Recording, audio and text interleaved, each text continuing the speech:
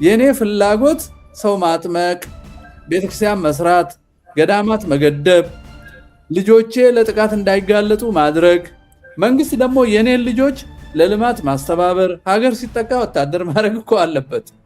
ልጆቼ ወታደር ሲሆኑ ደግሞ እኔ በከንቱ ደም እንዳያፈሱ፣ ጀግንነታቸው እግዚአብሔር የወደደላቸው አይነት እንዲሆን ንስሐ ገብተው ቆርበው እንጂ ደም መላሽነት ሌላ ሰው ደም ሳይሆን ሀገራቸውን ስለ ሃይማኖት ስለ ሁሉ እንዲጠብቁና በዛ የሞራልም መንፈሳዊ ትርጉም እንዲሰጣቸው ጦርነት ራሱ አረጋለሁ። እኔ ባለ ሃይማኖቱ መንግስት ዝመትልኝ ብቻ ይላል እንጂ በጥላቻ እየገደልኩ ይሁን አይሁን ማሸነፌን ብቻ ነው የሚያየው። ቤተክርስቲያን ግን ስገል ራሱ ሰውየውን ማልገልበትን መማርክበትን ሁኔታ እንድታስብ ታደርገኛለች። ሰውየውን ስቲል አፈቅራለሁ። ሀገሬን ስለሚያጠቃ ነው የምዋጋው። አሁን አየህ ወታደሩ ኦርቶዶክሳዊ ከሆነ ሀገር ውስጥ አይዋጋልህም ማለት ነው። ስለ መንግስት ባዕድ ሲሆን የራስህን ልጅ ወታደር አድርጎ ራስህን ያስገድልሃል። ስለዚህ መንግስትና ፖለቲካና ሃይማኖት ይለያያል የሚለው ኮንፊውዥን የተውሶ ነው። ያ የተበላሸባቸው አካላት መልሰው ኢትዮጵያ ውስጥ መጥተው ምክንያቱም ቅድም ስናነሳ ኢትዮጵያ ውስጥ መቼ ነው ይሄ ነገር የተጀመረው ሲባል መጀመሪያ ኃይለ ሥላሴ ሊግ ኦፍ ኔሽን አባል ለመሆን ሲያስቡና አባል ለመሆን ሲጠይቁ ነው እንግዲህ እዛ ጋ ነው ሃይማኖትና መንግስትን ለዩልን የሚል ነገር ያመጡት። እነዚህ ያሉት ሰዎች እውነት እነሱ ሃይማኖትና መንግስት ለይተዋል ወይ? እንደ ፈረንሳይ እንግሊዝ ናቸው የጠየቁት ይሄን ነገርና እውነት ለይተዋል ወይ ቢባል እነሱ ጋር አልተለየም። ግን ያልተለየበት ምክንያት እነሱ የነሱ ፖለቲካ ሃይማኖቱ ላይ ዶሚኔት አድርገው እነሱ በሚፈልጉበት መንገድ ነው እየመሩት የነበረው። ባዕድ የሆነ ፖለቲካ ኢትዮጵያ ውስጥ ይመጣና እዛ የምንገኘውን ሰዎች ምን ይሉናል? ሃይማኖትና ፖለቲካ ይለያያል ይሉና ያን የኛን እሴት ሰስፔንድ እንድናደርግ ያደርጉናል። ሰስፔንድ ማለት እንድናቆየው በመንግስታዊ የህግና የፖሊሲ ስሪት ውስጥ ታሳቢ እንዳናደርገው መንግስትና ፖለቲካ ይለያያል በሚለው አዋጅ እኛ ራሳችንን ተቃርነን ምክር ቤት ውስጥ እንድንቀመጥ እንደረጋለን። ራሳችንን ተቃርነን ይለያያልን እናምንና ግራ እንጋባለን። ከዛ ህጉን ጽፈን እኛን የሚያጠፋንን ህግ ጽፈን ስንተገብረው እኛ እንደ ግለሰቦች እዛ ሆነን ያልተናገርነው ተቋም መናገር ይጀምራል። ምክንያቱም ስራው ቅድም እንዳልከው የሰማይን መንግስት በምድር መጠበቅና ሰውን ለዛኛው መንግስት ማዘጋጀት ስለሆነ እንደ ተቋም ነቅቶ አሃ ይሄ ህግ እንዲህ ያደረገኝ ነው እየጎዳኝ ነው ልክ ሲል አብረው የጻፉት ራሳቸው አማኞች ነበሩ ወይንም ክደው ኮሚኒስት ሊሆኑ ይችላሉ። አናቅም። ለምንድን ነው እንደዛ የሆነው? የባዕድ ፍልስፍና ተውሰን ይለያያል ስላል ምድራዊ መንግስት ደካማ ፍጹም ደካማ በሚሆንበት ጊዜና ሰማያዊ መንግስት ጠንካራ በሚሆንበት ጊዜ ሰው በእምነቱ የጸና በእምነቱ ያደገ የጎለበተ ይሆንና ነገር ግን ራሱን ለማልማት የሚያደርገው ጥረት በሙሉ ሀብት ማለትም የምድርን ያሉትን በምድር ላይ ያለው ሀብት ተፈጥሯዊ ሀብቶች ቁሳዊ ሀብቶች ለመጠቀም የሚኖረው አቅም ዝቅተኛ ነው። ስለዚህ ምንድን ነው የሚሆነው? ሁሉም ነገር ጠባቂ ይሆናል ማለት ነው። እኔ እሱ ይቀመጣል፣ እግዚአብሔር እንዲባርክለት የሚፈልገውን ስራ አይሰራም። ስራን ስራና እባርክላለሁ ነው ያለው። ይሄን ተምሯል። ነገር ግን ስራውን አይሰራም። ምክንያቱም ደካማ መንግስት ነው ያለው፣ የምድራዊ መንግስት ነው።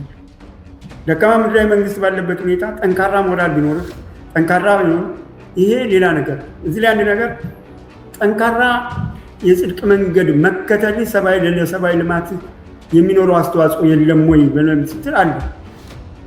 ጠንካራ የሆነ ሰብአዊ ልማት ለመስራት አትችልም ወይ? ትችላለህ። መንግስትስ ደካማ ሊሆን ይችላል ወይ? ጠንካራ እምነት ጠንካራ የሃይማኖት ተቋማት ባሉበት ውስጥ የሰብአዊ ልማትን ለማልማት ለማሳደግ የሚደረገው ጥረት ደካማ ሊሆን ይችላል ወይ የሚል ጥያቄ ይነሳል። አይ ጥሩ መሰረት ስለጣለልን ዶክተር ተፈሪ የቱ ጋር እንደሚገናኙ በተለይ አገልግሎት ላይ ይገናኛሉ የሚለው ነገሩን ቀላል ያደርገዋል። ስለዚህ በተለያየ ደረጃም መግቢያ ላይ እንዳልከው ከግለሰብ ጀምሮ ቤተሰብ፣ ማህበረሰብ ደግሞ ብዙ ማህበረሰቦች መንግስት ይፈልጋሉ። አሁን የሚያስወራን የመንግስት ደረጃ ያለው ነው። ሃይማኖት ውስጥ በተቋማት ደረጃ ሃይማኖት ውስጥ ደግሞ ስንገባ ማህበረሰቦች ናቸው ያሉት። በአንድ ሀገር መንግስት ውስጥ ደግሞ ሲጠቃለሉ እንደ ኦርቶዶክስ አይነቱ ሲኖዶስ አለው። ስለዚህ በዛ ሀገር ድንበር ውስጥ ሲኖዶሳዊ የሆነ መዋቅር አለው። ልክ የመንግስት ፓራላል ነው። መጅሊስ አለው። መጅሊስ ጉባኤ ነው። ሲኖዶስ እንደማለት ነው። ህጋችን ቢለያይም ማለት ነው።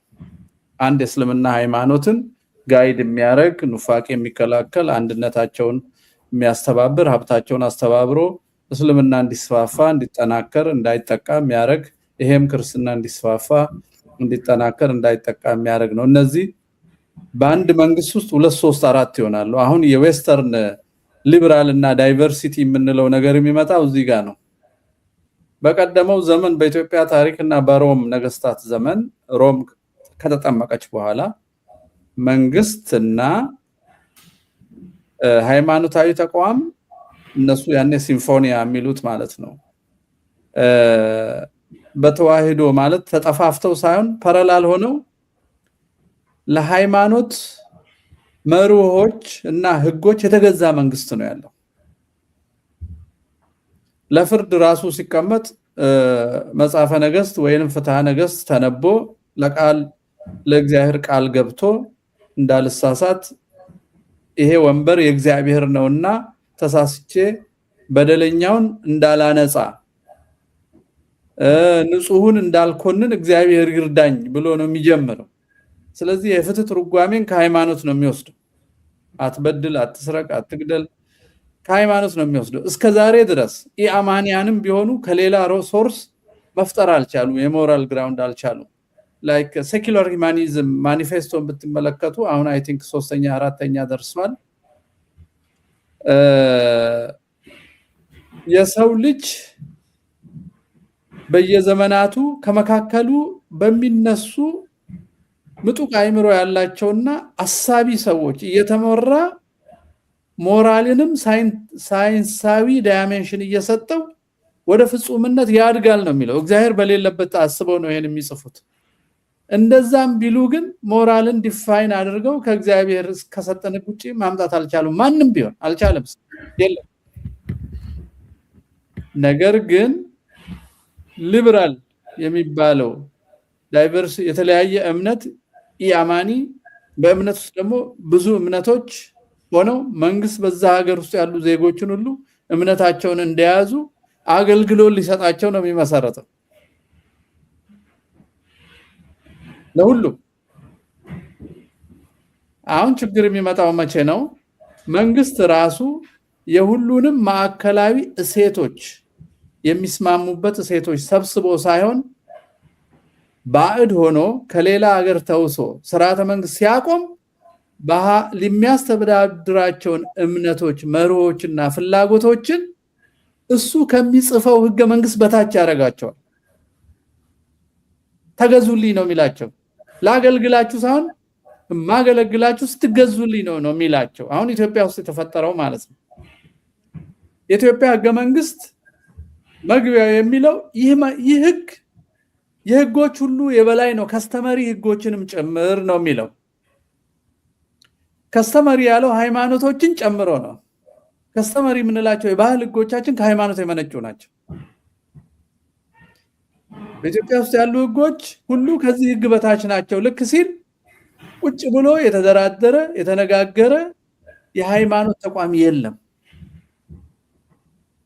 ግን በምን በኩል ነበረ ድርድሩ መምጣት ያለበት? እያንዳንዱ እዛ ምክር ቤት ቁጭ ብሎ ህገ መንግስቱን የጻፈ ሰው ሃይማኖት ስላለው ሃይማኖቱን ጥሎ እንደ ግዑዝ ስላልሆነ ህገ መንግስቱና አንቀጹን ሲጽፍ የራሱን እሴት ስለሚያመጣ እዛ ይገናኛሉ። ሙስሊሙም ክርስቲያኑም እስልምና ውስጥ ያለውን ብዛት ምንም እዛ ይገናኙና ያን አንቀጽ ትርጉም ይሰጡት ነበር። ግን አሁን ምን ሆነ? ባዕድ የሆነ ፖለቲካ ኢትዮጵያ ውስጥ ይመጣና እዛ የምንገኘውን ሰዎች ምን ይሉናል?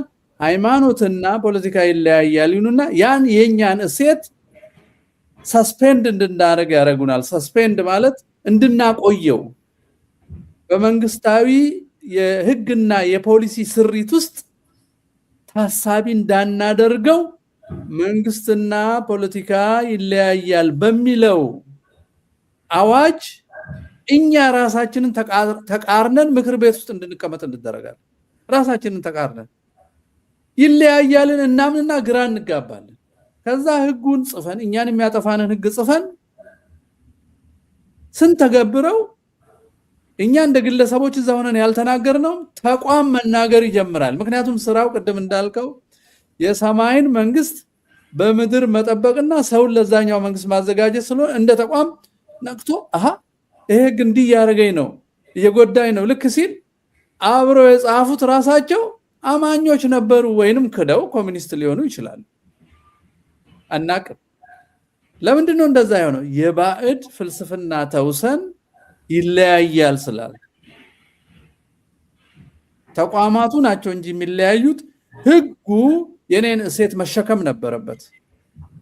የኔን ፍላጎት መሸከም። ቅድም ዶክተር እንዳስቀመጠው የኔ ፍላጎት ሰው ማጥመቅ፣ ቤተክርስቲያን መስራት፣ ገዳማት መገደብ፣ ልጆቼ ለጥቃት እንዳይጋለጡ ማድረግ፣ መንግስት ደግሞ የኔን ልጆች ለልማት ማስተባበር፣ ሀገር ሲጠቃ ወታደር ማድረግ እኮ አለበት።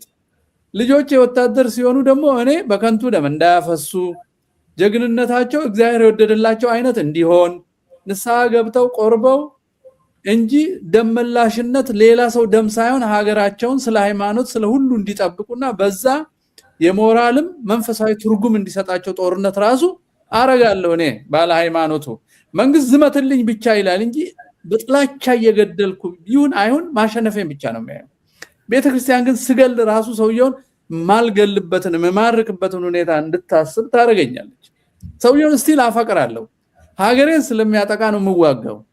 አሁን አየህ፣ ወታደሩ ኦርቶዶክሳዊ ከሆነ ሀገር ውስጥ አይዋጋልህም ማለት ነው። ስለ መንግስት ባዕድ ሲሆን የራስህን ልጅ ወታደር አድርጎ ራስህን ያስገድልሃል። ስለዚህ መንግስትና ፖለቲካና ሃይማኖት ይለያያል የሚለው ኮንፊውዥን የተውሶ ነው። እኛን አላካተተም። ባዕድ አስተሳሰብ ነው።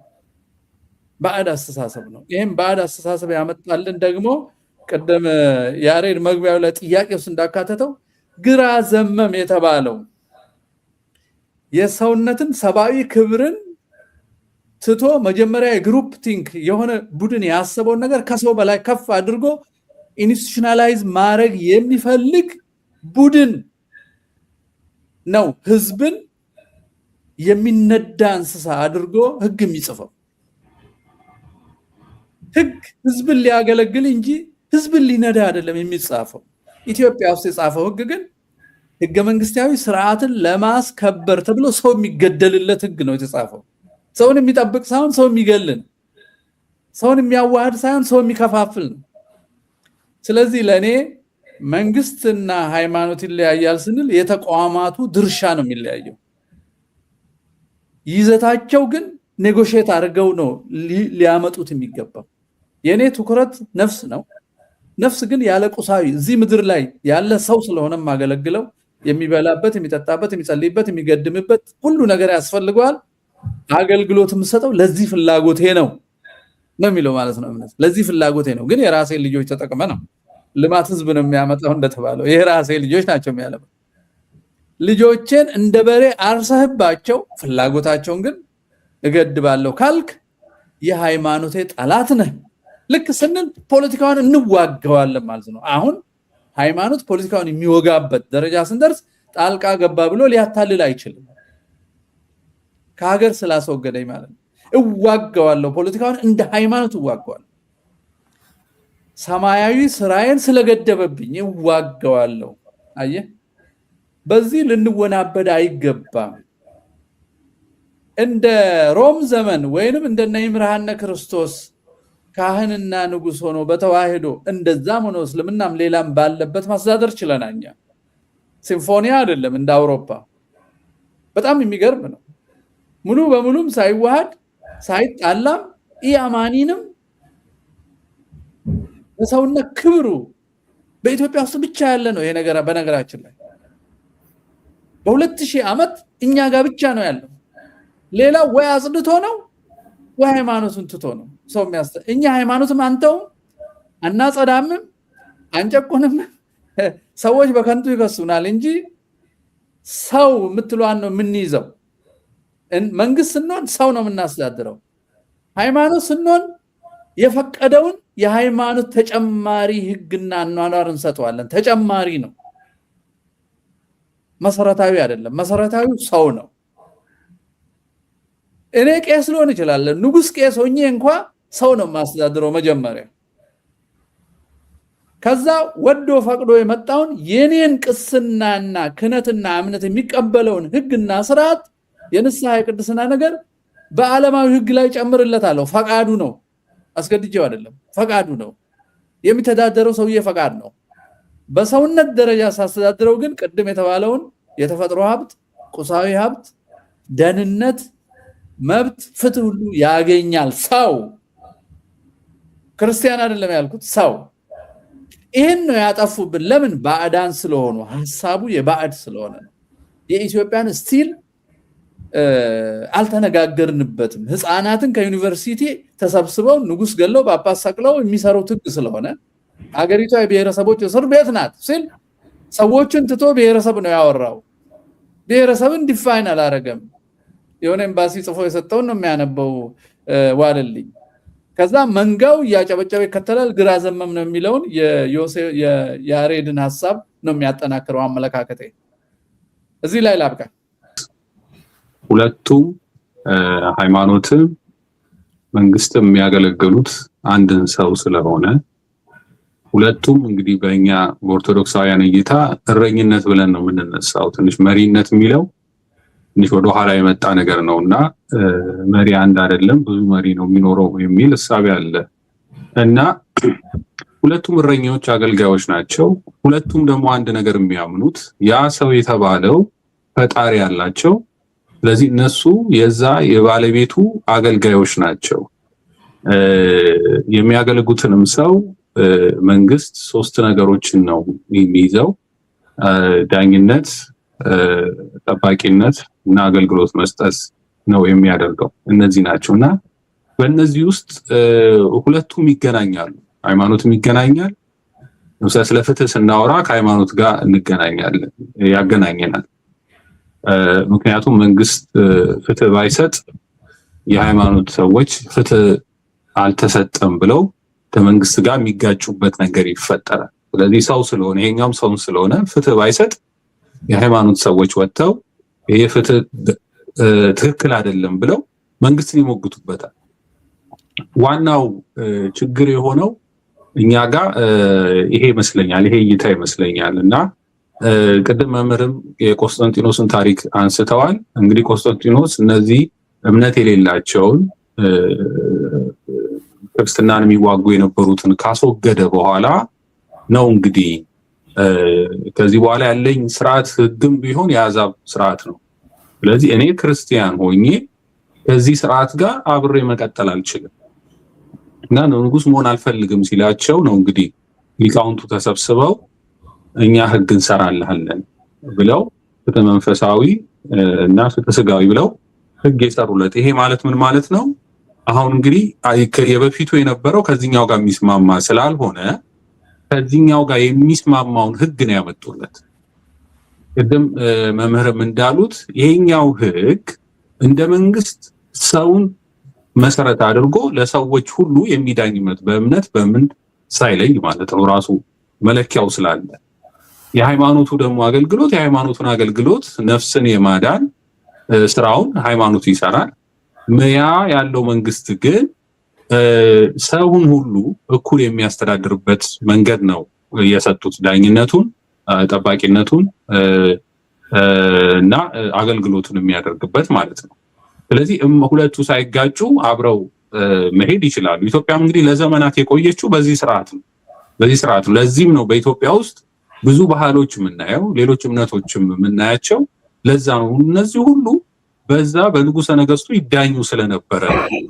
የሃይማኖት ግን ጉዳይ ሃይማኖት ሲባል በበጎ ፈቃደኝነት ነው ሃይማኖት የሚሆነው። ለዛ ነው በግድ ሃይማኖት ሊኖር አይችልም ሲጀመር። ስለሆነ የሚያምነውን ህዝብ ወደ ሃይማኖት የመጣውን ህዝብ እንደ እረኝነት ወደ መንፈሳዊ ህይወት እያስገቡ እስከ መጨረሻው ያ ግለሰብ ከእግዚአብሔር ጋር መልሶ የሚገናኝበትን ነገር ይሰራሉ ማለት ነው። ይሄ ነው ስራቸው የሚሆነው። አሁን ሌሎቹ ጋር የነበረው ንጉሱን ሃይማኖታዊ ቢያደርጉት በኋላ እንግዲህ እየተበላሸ የመጣው ነገር በአውሮፓ የተፈጠረው ነገር ከቅኝ ግዛት እነዚህ ባርነት የምንላቸው ምናምኖች ነገሮች የመጡት በኋላ ከክርስትናው ከእውነተኛው ትምህርት አስተምሮ ወጥተው መንግስትን ይዘው በግድ ሰውን የማሳመን እነዚህ የመንግስታዊ የነበሩትን ሰው እንደ ሰው የሚያዩት የነበሩ ስርዓቶች ከተበላሹ በኋላ ነው። ያ የተበላሸባቸው አካላት መልሰው ኢትዮጵያ ውስጥ መጥተው ምክንያቱም ቅድም ስናነሳ ኢትዮጵያ ውስጥ መቼ ነው ይሄ ነገር የተጀመረው ሲባል መጀመሪያ ኃይለሥላሴ ሊግ ኦፍ ኔሽን አባል ለመሆን ሲያስቡና አባል ለመሆን ሲጠይቁ ነው እንግዲህ እዛ ጋ ነው ሃይማኖትና መንግስትን ለዩልን የሚል ነገር ያመጡት። እነዚህ ያሉት ሰዎች እውነት እነሱ ሃይማኖትና መንግስት ለይተዋል ወይ? እንደ ፈረንሳይ እንግሊዝ ናቸው የጠየቁት ይሄን ነገርና እውነት ለይተዋል ወይ ቢባል እነሱ ጋር አልተለየም። ግን ያልተለየበት ምክንያት የነሱ ፖለቲካ ሃይማኖቱ ላይ ዶሚኔት አድርገው እነሱ በሚፈልጉበት መንገድ ነው እየመሩት የነበረው እና ኢትዮጵያ ውስጥ ግን ያለው ጠንካራ የሆነው ይሄ ግንኙነት በኋላ ላይ ኢትዮጵያን ወይም ኢትዮጵያውያንን ላይ ለተፈጠረው ችግር ምክንያት ሆኗል። ከዛ በኋላ እንግዲህ 1960ዎች የመጣው ፖለቲካ መጣ። ሃይማኖትና መንግስትን የተለየው በሚለው ነገር ሀገሪቱ ጉዳት ውስጥ ነው የገባችው። ምክንያቱም አንደኛ ቅድም ያነሳ ነው የሞራል ጉዳይ ያገናኛቸዋል፣ የፍትህ ጉዳይ ያገናኛቸው ነበረ። ማለት መንግስት ላይ ያለው የተቀመጠው አካል ፍትህ ለህዝቡ በትክክል በማይሰጥበት ጊዜ ትክክል አደረክም ብለው የመጠየቅ መብት ነበራቸው፣ ይጠይቁም ነበረ። ያ ነገር እንግዲህ እንዳይመጣ ነው መጀመሪያ የተሰራው። መንግስትና ሃይማኖት የተለየ ነው ማለት እኔ በማደርገው ነገር እኔ በማመጣው አዲስ ርዕዮት እናንተ ጣልቃ መግባት አትችሉም ነው። እሱ ብቻ ሳይሆን ጣልቃ የምትገቡ ከሆነ ወደ ሌላ ነገር ውስጥ ነው መከታችሁ ነው። እንግዲህ አሁን ይሄ አዲሱ አስተሳሰብ ሲመጣ ነው እንግዲህ ቤተክርስቲያን ውስጥ ዛሬ የምናየው ነገር የቤተክርስቲያን እረኞች የምንላቸው ለህዝቡ መሟገት የማይፈልጉት አሁን ይሄን ሲጠየቁ አይ መንግስትና ሃይማኖት እኮ የተለያዩ ናቸው ብለው ይላሉ። እና ለዚህ ነው ይሄ እውነተኛ የሆነውን ግንኙነት የተዋሃደ ግንኙነት ሊላቀቅ የማይችለው ግንኙነት ነው መልካም ስርዓት ሊያመጣልን የሚችለው እንጂ ይሄ መንግስትና ሃይማኖት የተለየ ነው የሚለው አስተሳሰብ እየጎዳን ያለው። ምክንያቱም የሃይማኖት አባቶች ተጠያቂነት እንዳይኖራቸው እያደረገ ስለሆነ ማለት ነው። የእግዚአብሔር ሰው የእግዚአብሔር አገልጋዮች የሆኑ ሁሉ በመጽሐፍ ቅዱስም ታሪክ ስናይ ነገስታቶቹን ገጽጸዋል። ለምሳሌ የናቡቴን ታሪክ ስናይ ኤልያስ የእግዚአብሔር ሰው ስለሆነ ትክክል አይደለም ብሎ ንጉሱን ተሟግቶታል። በአዲስ ኪዳንም ስናይ እንደዚሁ ዮሐንስ ንጉሱ ትክክል ስላልሰራ ህግ አፍርሳል ብሎ ተቃውሞ እስከ ሰማዕትነት ድረስ ደርሰዋል። ስለዚህ አሁን እኛ ላይ የተዘራብን ህዝቡ ላይ የተዘራብን መንግስትና ሃይማኖት በተለየ ነው በሚል ያንን ተቀብለን እነዚህም የቤተ ክህነት እረኞች ኃላፊነታቸውን እንዳይወጡት ሆኗል። ይሄኛውም ያለው ስርዓት እንደፈለገ ፍትህ ሳያሰፍን ጥበቃ ሳያደርግ እንደፈለገ እንዲሆን መንገድ ፈቅዶለታል እና ይሄንን በእውነት በመረዳት በተለይ ይሄ ነገር ይሄ ተጽዕኖ ያለብን ኦርቶዶክሳውያንን አሁን በምናየው ቪዲዮ እናያለን። ሌሎቹ እንዴት እንደሚያስቡ እኛ እንዴት እያሰብን እንደሆነ ማየት እንችላለን። ይሄን ነው ትንሽ ለማለት የምሞክረው። እግዚአብሔር ይስጥልኝ። ጥሩ ነው። በጣም ያሬዶ በጣም ጥሩ ሀሳብ ነው። እግዚአብሔር ይስጥልኝ ሶስታችሁንም። ያው የኔ ኔትወርክ ትንሽ ስተብል አይደለም ዛሬና እኔ ብዙ ነገር ማለት አልፈልግም፣ ግን መደበቂያ ያደረግነው ይመስለኛል። እኔ ግን ለመምህርም እንደዚሁም ዶክተር ተፈሪም እንድታያቱም ፈልገው ብዙዎቹ ጋር አሁን ፖለቲካው እየገደለን ብዙ ነገር እያደረገ በመጣ ቁጥር ከፖለቲካው እየተገለልን ሆነናል። ከፖለቲካው የበለጠ በተገለልን ቁጥር ደግሞ እንደ ኦርቶዶክሳውያን እንደ ማህበረሰብ ፖለቲካው የእኛን ጥቅም ሙሉ በሙሉ ከመዘንጋቱም ባሻገር እኛን የሚያጠቃና የሚያሳድድ ሆኗል። እንደሚታየው የእኛ ድምፅ ፍላጎት እንደ የሀገሪቱ የህዝብ አካል የማይንጸባረቅበት ሆኗል። ከዛ የተነሳ ፖለቲካ የበለጠ ባጠቃም ቁጥር የበለጠ ሸሸን። ሰውም ፖለቲካውን በሩቁ በቃ አቮይድ የማድረግና የመፍራት ያንን ደግሞ ፈርቻለሁ ብሎ ላለመናገር ፖለቲካና ሃይማኖት ይለያያል የሚል አይነት መሸሸጊያ ውስጥ ሄደን እየተሰነቀርን ይመስለኛል። እና ከብዙዎች ጋር ማህበራዊ ሚዲያ ላይ ባለው የመሳሰሉት በማህበራዊ ግንኙነታችንም እንደምናየው ፖለቲካውን ቻሉ ብሎ ሰው እንትን ሲል ፖለቲካ ኃጢአት ነው እግዚአብሔር አይፈቅድም ወይ ደግሞ ለሰው እንደዛ አይነት አመለካከት ሳይሆን እንደሚመስለኝ እንፈራለን። ያንን ፍርሃታችንን ግን እኔ እፈራለሁ ብለን ያንን መቀበል ደግሞ ትንሽ ከራስ ጋር ግጭት ውስጥ ስለሚያስገባ ሊኖረን የምንፈልገው ኢሜጅ ስላለ አይ ፖለቲካና ሃይማኖት ይለያያል የሚል አይነት ነገር ውስጥ ሄደን መሸጎጥ እንፈልጋለን ማለት ነው። እና እሱን ብዙ ጊዜ ያያለው ይሄ አስፔክትም አለ የሚለውን ለማለት ነው። ያው ዞሮ ግን ተው ነው ፖለቲካውን ሸሸ ነው። ግን ገዳም ውስጥም በዓት ውስጥም መቅደስ ውስጥም የትም ቦታ ላይ እየመጣ እየጎተተ ያርደናል። ዋሻ ውስጥ ነው የምንኖረው። ዓለምን ትተናል፣ ለዓለም ሞተናል። ከዚች ዓለም ምንም በቃ መታወቂያም እርዳታ ምንም አልፈልግም ብለው ምን ነው ጫካ ያሉትንም እየጎተተ ያርዳቸዋል ፖለቲካው። እዛ ድረስ ገዳይ ልኮ አስልኮ አብይ አህመድ ማለት ነው። ከሞቱ በኋላ ደግሞ ምን ይላቸዋል? ፖለቲካው ሽፍታ ናቸው ብሎ ፓርላማ ላይ ይናገራል። እዛ ድረስ ይመጣብን እና ሰው አሁን እንደዚሁ እንደፈራን እንደሸሸነው እንቅር ወይስ ምን ይሻላል? በሸሸነው ቁጥር ምን አይነት ውጤት አለው የሚለውን በዚህ ልክ ማየት ምንችል ይመስለኛል። ባልና ሚስት ያፋታል፣ ሲኖዶሱን ይከፍላል፣ በብሔር ይበትነናል። ከዛ አንዳንዶች ኦርቶዶክሳውያን እንዲህ ካለ ብሔር ጋር አንድ ቤተክርስቲያን አልተሳለምም እስከ ማለት ያደርሳል። ስለዚህ ይሄ ሁሉ አይ ቲንክ ዳፋችን ይመስለኛል በአንድ በኩል ለምን ያው ነው አላስተካክለው አልን። ስለዚህ ከአካባቢ ስንርቅ ፖለቲካው ያለ ደም ውሎ የማያድር ሆነ ማለት ነው። በዋናነት ከሁሉም ደግሞ ለይቶ የኛ ደም የበለጠ የሚማው ሆነ እና ይሄ እንዴት ይታያል የሚለውን ነጥብ ያዙልኝ። በኋላ ሀሳብ ትሰጡበታላችሁ። አንድ ወንድማችን ደግሞ አለ አሁን በተለይ በደንብ ባለ ጊዜ የሆነና እዚህ ጉዳይ ላይ በግልጽ ቸርች ውስጥ የሚያስተምርና ተከታታይ ትምህርት ነው በሚል ያቀረበው መድረክ ላይ በቅርቡ በማህበራዊ ሚዲያ ላይ እየተዘዋወረ ያለ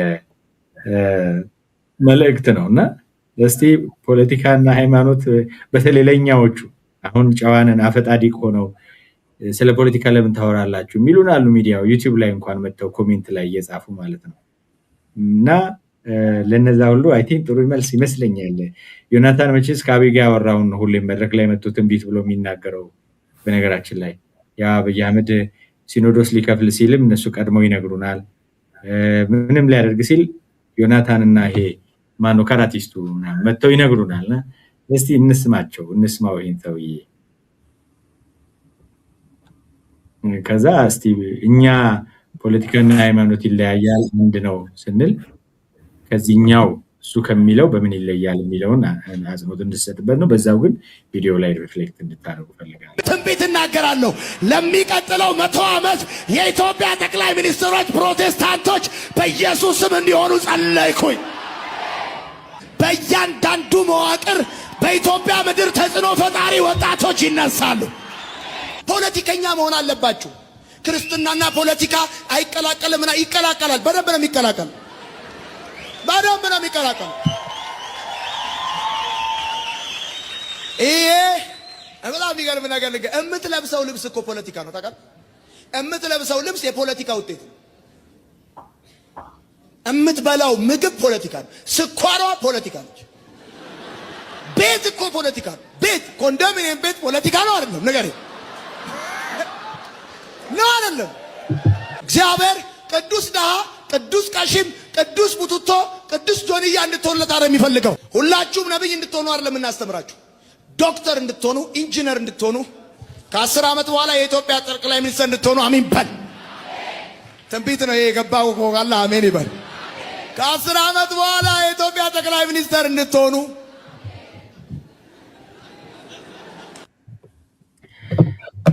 ከ10 ዓመት በኋላ አብይ አህመድ ወይ ይሞታል ወይስ ይለቃል ወይስ ያብዳል? አሮን ነው ለምን እንደዛ እንዳለ ግን ከ10 ዓመት በኋላ ሌላ ሰው እያለ ነው ዮናታን። ከዛ ግን ለ100 ዓመት ደግሞ ፕሮቴስታንቶች ናቸው የሚሆኑት። ከዛ የምናስተምራችሁ ዶክተር ኢንጂነር ምናምን እንድትሆኑ ነው ያለው። ይሄ ሃይማኖት ተቋም ድርሻ ነው ወይስ ጀስት የሆነ በጣም ስግብግብ የሆነ ግሩፕ ሁሉን ነገር ለመቆጣጠር የሚያደርግ አይነት እንቅስቃሴ ነው የሚለውም ሌላ ጉዳይ ነው። ግን እንዴት አያችሁት? ሃይማኖትና ፖለቲካ ይገናኛል አንድ ነው የሚልበትን የራሱን ትርጉም እናንተን አስቀምጧል። ወደ እናንተ ሀሳብ በተለይ ዶክተር ተፈሪና መምህር በደንብ ልንሰማችሁ እንፈልጋለን በዚህ ጉዳይ ላይ ዛሬ። አይ ቲንክ ዶክተር ተፈሪሽ በነበረው ቅደም ተከተላችን ጥሩ እንትን ብለናል። ጥሩ ማብራሪያዎችን የተሰጡት መምህር ፋንታሁን ያሬድም ቆንጆ ነው። እንግዲህ ይህንን በሲናሪዮ እንየውና 4 መሰረታዊ ሲናሪዎች በመንግስትና በፖለቲካና ሃይማኖት ነው። እዚህ ላይ አንድ ነገር አሁን እንደተረዳሁት ከሆነ ፖለቲካ የሚለውን ቃል ከምድራዊ መንግስት ጋር ተሳስሮ እየተነበበ ያለው በዛ ደረጃ ነው እየተነበበ ያለው። ኖርማሊ ግን ፖለቲካ ቅድም ባልኩት መንገድ ነው የሚገለጸው። ሆኖ መንግስት ስንል 2 አይነት መንግስት ነው።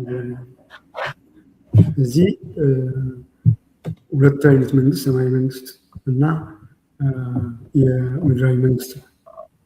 በዚህ ደረጃ ነው። በአብዛኛው ፖለቲካ የምትለው ቃል ከምድራዊ ሁለቱም ከምድር ጋር የተገናኘ ስለሆነ ከዛ ጋር ተሳስሮ ስለሆነ ነው አንደርስታንዲንግ ያለው።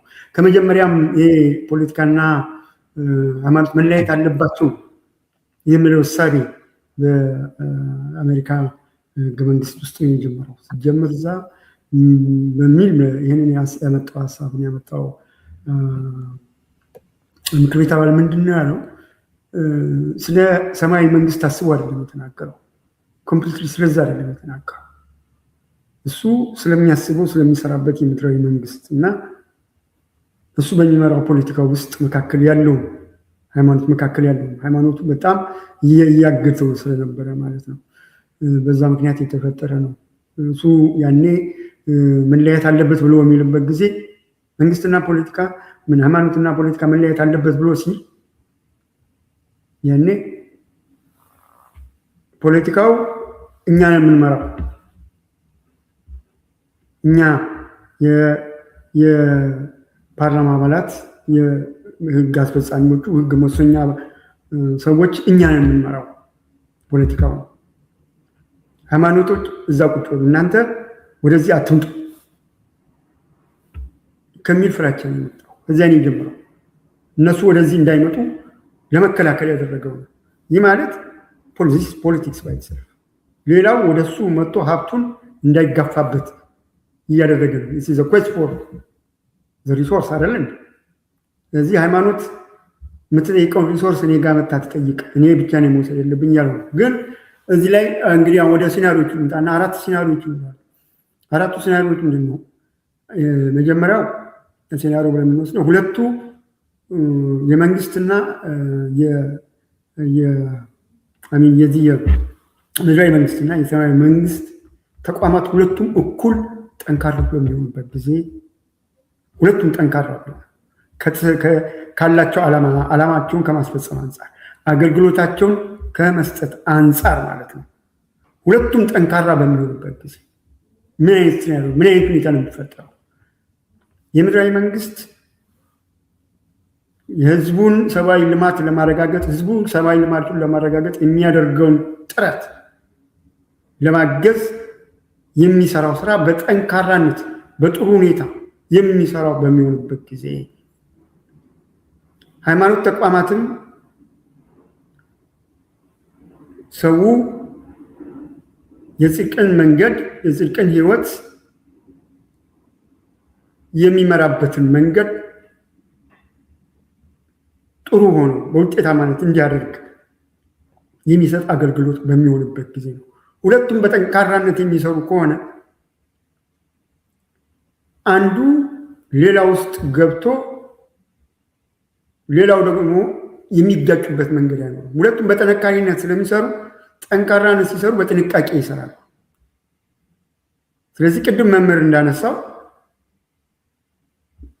ይሄ የምድራዊ መንግስት ሰውየውን ለውትድርና በሚፈልገው ጊዜ ይሄኛው ደግሞ ምን ብሎ ያስተምረዋል?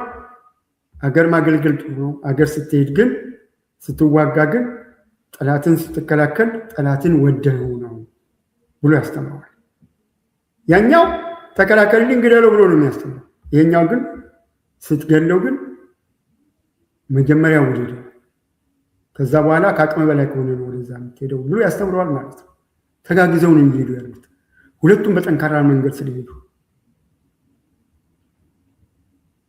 ሁለቱም ደካማ በሚሆኑበት ጊዜ ደግሞ ነው ሁለተኛ ሲናሪዮ መንግስትም አገልግሎቱን የምድራዊ መንግስትም አገልግሎቱን ለመስጠት ለህዝብ የሚሰጠውን አገልግሎት በደካማነት የሚፈጽም በሚሆንበት ጊዜና የሰማያዊ መንግስትም የሃይማኖት ተቋማት አገልግሎታቸውን ለመስጠት በፍጹም ደካማ በሚሆኑበት ጊዜ የሚሆነው ሲናሪዮ ምንድን ነው? ሁለቱም አገልግሎታቸውን አይሰጡ። አሁን ለምሳሌ በዚህ ምድራዊ መንግስት የህዝቡን ልማት ለማረጋገጥ የሚያስችለውን ስራ አይሰራም። ስለዚህ የህዝቡ ልማት ህዝቡ በደመነፍስ ዝም ብሎ ባገኘው መንገድ ይሄዳል። ፋሲሊቴት የሚያደርግለት ነገር የለም። ስለዚህ አንዱ ህዝብ ከሌላው ህዝብ የመጋጨት ሁኔታው ሰፊ ነው የሚሆነው፣ እንደፈለገ ስለሚሄድ ማለት ነው። የሚመራው ተቋም የለውም። ተቋም ለማቋቋም ሞክሮ ተቋሙ አልሰራለትም። ስለዚህ ተቋሙ ስራውን ስላልሰራ ህዝቡ እንደፈለገ ይሄዳል። እንደፈለገ በሚሄድበት ጊዜ በመስመር ይጋጫል። ሁሉም በፈለገው መስመር ስለሚሄድ ማለት ነው። የሰማይ መንግስትም ደግሞ ወደ ጽድቅ የሚያመራውን መንገድ አላሳየውም፣ አላስተማረውም ሰው። ስለዚህ ሁሉም ጽድቅ ነው ብሎ ያለውን መንገድ ይከተላል የራሱ። ሁሉም የራሱን በሚሄድበት ጊዜ አሁን ይሄኛውም ወደ ራሱ በሚሄድበት ጊዜ አንተ ልማቴን አደናቀፍክ ይላል፣ እሱም ወደዛ እርስ በርሱ። ስለዚህ የመጀመሪያ ነገር እያንዳንዱ ሰው ከራሱ ጋር ይጣላል። ወዴት እንደሚሄድ አላወቀም ነው። በጽድቅ እሄዳለሁ በሚልበት ጊዜ ራሱን ለማልማት በሚያደርገው መንገድ ጋር ይጋጭበታል። ከራሱ ይጣላል። እያንዳንዱ ሰው ከራሱ ሲጣላ ደግሞ ከሁሉም የተጣላ ይሆናል። ዝብርቅርቅ ወጣ ሶሳይቲ ውስጥ ትርምስምስ ይኖራል ማለት ነው። ይሄ ሁለተኛው ሲናሪዮ ነው። ሶስተኛው ሲናሪዮ ከሁለት አንዱ ጠንካራ በሚሆንበት ጊዜ ነው፣ ወይም ከሁለት አንዱ ደካማ በሚሆንበት ጊዜ። ምድራዊ መንግስት ደካማ ፍጹም ደካማ በሚሆንበት ጊዜና ሰማያዊ መንግስት ጠንካራ በሚሆንበት ጊዜ ሰው በእምነቱ የጸና በእምነቱ ያደገ የጎለበተ የሆነና ነገር ግን ራሱን ለማልማት የሚያደርገው ጥረት በሙሉ ሀብት ማለትም የምድርን ያሉትን በምድር ላይ ያለው ሀብት ተፈጥሯዊ ሀብቶች፣ ቁሳዊ ሀብቶች ለመጠቀም የሚኖረው አቅም ዝቅተኛ ይሆናል። ስለዚህ ምንድን ነው የሚሆነው? ሁሉም ነገር ጠባቂ ይሆናል ማለት ነው። እሱ ይቀመጣል፣ እግዚአብሔር እንዲባርክለት የሚፈልገውን ስራ አይሰራም። ስራና እባርክላለሁ ነው ያለው። ይሄን ተምሯል። ነገር ግን ስራውን አይሰራም። ምክንያቱም ደካማ መንግስት ነው ያለው፣ የምድራዊ መንግስት ነው ያለው። ደካማ ምድራዊ መንግስት ባለበት ሁኔታ ጠንካራ ሞራል ቢኖርህ ጠንካራ ቢሆን ይሄ ሌላ ነገር። እዚህ ላይ አንድ ነገር ጠንካራ የጽድቅ መንገድ መከተል ለሰብአዊ ልማት የሚኖረው አስተዋጽኦ የለም ወይ ብለን ስትል አለ። ጠንካራ የሆነ ሰብአዊ ልማት ለመስራት አትችልም ወይ? ትችላለህ። መንግስትስ ደካማ ሊሆን ይችላል ወይ? ጠንካራ እምነት፣ ጠንካራ የሃይማኖት ተቋማት ባሉበት ውስጥ የሰብአዊ ልማትን ለማልማት ለማሳደግ የሚደረገው ጥረት ደካማ ሊሆን ይችላል ወይ የሚል ጥያቄ ይነሳል። ይሄ እንግዲህ የሰብአዊ ልማትን መንግስት ይሄ ምድራዊ መንግስት ያሰራል ተብሎ በሚታመንበት አግባብ የሚታይ ነው የሚሆነው። ግን የሃይማኖት ተቋማት ወይም የጽድቅ መንገድ የሚሰጠው አገልግሎት ከፍተኛ በሆነበት ሁኔታ ሞስት ፕሮባብሊ የመንግስት የምድራዊ መንግስት አገልግሎት አሰጣጥን ጠንካራ ሊሆን ይችላል ተብሎ ይታሰባል። ወደዛ ሊመምራት ምክንያቱም ሞራል ካለ ወደ ጽድቅ መንገድ ሄዳለሁ ብለህ የምትል ከሆነ ስራዬ የተባረከ እንዲሆንልኝ አደርጋለሁ፣ ስራዬን ሰርቼ ነው የተባረከልኝ እንዲሆን የማደርገው የምትል ከሆነ ሳትሰራ ልትቀመጥ አትችልም ማለት ነው። የዚህ ደግሞ ሪቨርሱ ውሰዱ። የምድራዊ መንግስት ጠንካራ ሆኖ እያለ የሰማያዊ መንግስት ስራዎች በጣም ደካማ በሚሆኑበት ይሄኛው የጽድቁን መንገድ የምትከተልበት ጊዜ የመንግስት ስራ ሞስዋሊ ሊጠናከር ይችላል ብለን ስትል የዚህኛው ግን አይሆንም። የመንግስት የሰብአዊ ልማትን ብቻ ማስተማር፣ የጤንነት መጠበቅ፣ መንገድ መስራት እነዚህ ሁሉ በራሳቸው ጽድቅ አያመጡ። በራሳቸው በሞራል አይሆኑ። ሞራል ስለማይሆኑ ቤት ስትሰራ የደሃውን ቤት አፍርሰህ ሊሆን ይችላል የምትሰራው። ምክንያቱም ለአንተ ምንም ነገር ነው። ያኛውም ሰውዬ ቤት የፈረሰብኝ አይልም። ምክንያቱም አያውቅማ ስለ ጽድቅ ስለምን ነገር የሞራል ጉዳይ የሚባል ነገር አይኖርም። ምክንያቱም ቅድም መምህር እንዳለ ሞራል የሚለው ነገር የሚመጣው ከሃይማኖት ነው። በአብዛኛው ሴቱ ከዛ ይመጣ ስለሆነ ስለዚህ ጠንካራ የሰብአዊ ልማት አገልግሎት በራሱ የጽድቅ መንገድ ሊደግፍ የሚችል አይደለም። እነዚህ አይነት ሲናሪዎች ይፈጠራሉ። በእነዚህ ሲናሪዎች ውስጥ ነው የምናያቸው ሁሉ ነገር ማለት ነው እንግዲህ የሁለቱ ግንኙነቶች። ስለዚህ ፖለቲካ አሁን የምድራዊ መንግስትና ፖለቲካ ወይም ሃይማኖት ይነጣጠላሉ አይነጣም። በመሰረት ቅድም እንደተነጋገርነው እንዳለ ሆኖ ይሄ ቅድሙ ያለው ዲያቆን ዮሴፍም አንስተዋል። ሲናገር ሰውየው ምንድን ያለው ሲያስተምር ከ10 ዓመት በኋላ መሪ ትሆናላችሁ። የትኛውን ነው እያመጣ ያለው? የሰብአዊ ልማት አገልግሎቱን ነው እየተናገረ ያለው እንጂ የጽድቁን መንገድ አይደለም። ስለዚህ አገልግሎት እየተናገረ ያለው የሰብአዊ ልማት አገልግሎት አሰጣጥን ነው፣ የምድራዊ መንግስትን ስራ ነው እየተናገረ ያለው እንጂ የሰብአዊ መንግስትን ስራ አይደለም። ኮምፕሊት አይደለም። ምክንያቱም አያሳስበውም። የዛሬ 10 ዓመት ምን የሚደርሰው ነገር ለሱ ጠቅላይ ሚኒስትርነት ለሱ ምንም ነገር ነው በዛኛው ደረጃ ስትል፣ በዚህኛው ግን ትልቅ ነው። ስለዚህ የሰውዬ እየተናገረ ያለው ስለ ምድራዊ መንግስት፣ በሌላ አነጋገር የሪሶርስ ሽሚያ ነው ያለው። በቃ ፖለቲክስ ያለው ማለት ነው።